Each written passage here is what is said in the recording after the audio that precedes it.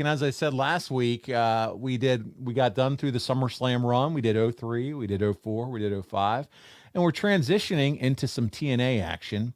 And we're here this week talking Hard Justice 2009. We have a big debut, and you're wrestling two men for your TNA title. And so let's get started because we're following up on your match against Mick Foley at Victory Road, which we covered last month. So if you haven't checked out that episode, make sure you do. It's in the archives. But the impact after that features the story of you and Foley continuing. But first, you have a promo. And we're going to talk about that right here from what Dave Meltzer had to say. This is from the July 23rd, 2009 Observer.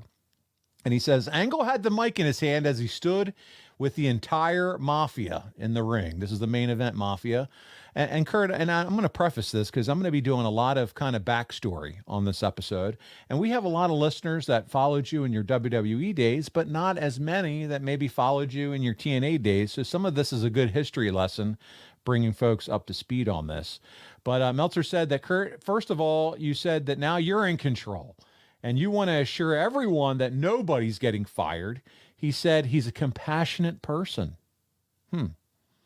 He said he wants to give the fans a great show. He said now they're heading to Nashville, Tennessee with a list of demands. He said the front office is willing to work with them. He asked what would happen if they walked out on TNA. He said that all that would be left would be a bunch of losers who would ride TNA right into the iceberg.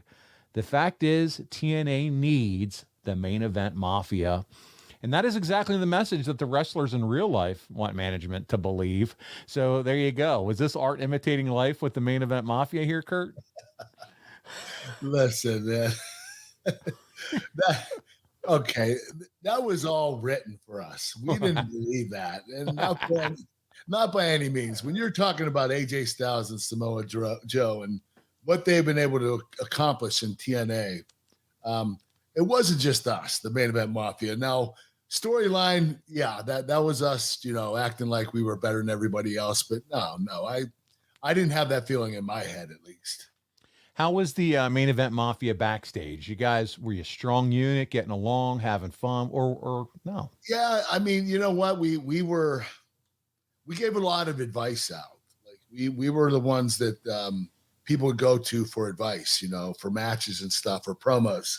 So, Kevin Nash and Booker T and Scott Steiner and Sting and myself, we were the guys that people would go to. I mean, we were the ones that had the most experience, and so we weren't like, hey, we're better than everybody else. We're not talking to anybody else.